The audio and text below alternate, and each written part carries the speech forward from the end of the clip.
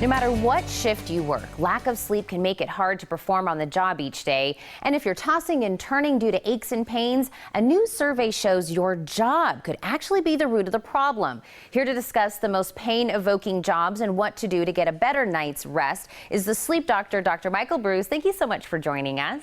Thanks for having me on the show. So, doctor, I'm curious, what kinds of jobs are actually causing workers the most pain? It was pretty interesting. So I got together with Advil PM and we did a survey of approximately 200 healthcare workers to learn were there particular professions that caused pain, which of course then in turn caused sleeplessness in the evening. It turns out there were. Some of the more obvious ones, number one and number two, are being a construction worker or a mechanic, those physically related jobs.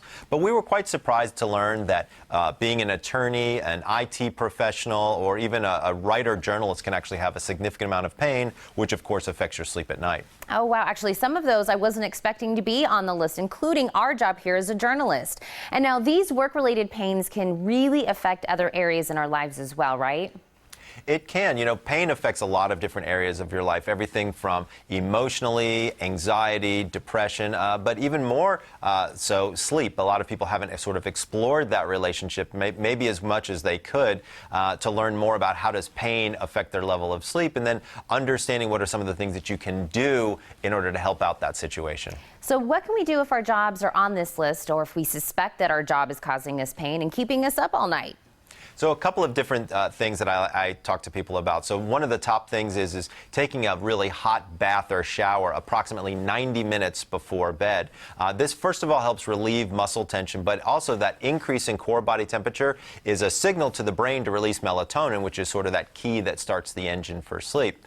Another thing that I'm having people do is stretch right before bed. So lower back stretches, quadricep stretches to sort of loosen up those areas.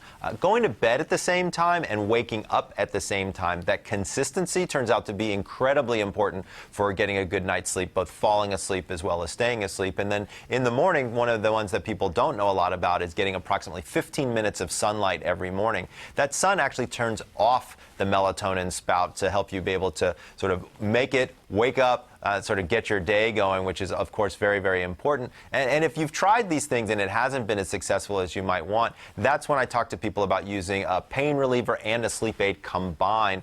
We've discovered that it turns out that this is a much more effective way of treating this situation, where I might recommend something like an Advil PM.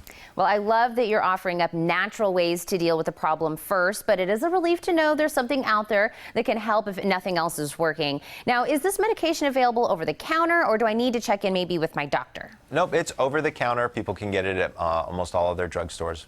Now, before I let you go, doctor, is there any other tips that you have for us this morning? You know, one of the things I oftentimes talk about with people is if they want to get more information surrounding this topic, just head over to advilpm.com, where we've got videos, we've got articles, we've got quite a bit of information so that people can learn more about the sleep and pain relationship. Well, I want to thank you for taking the time to address those who are actually having trouble sleeping. Those were some great tips. Oh, thanks for having me on the show. Now, don't go anywhere. The Morning Blend will be right back.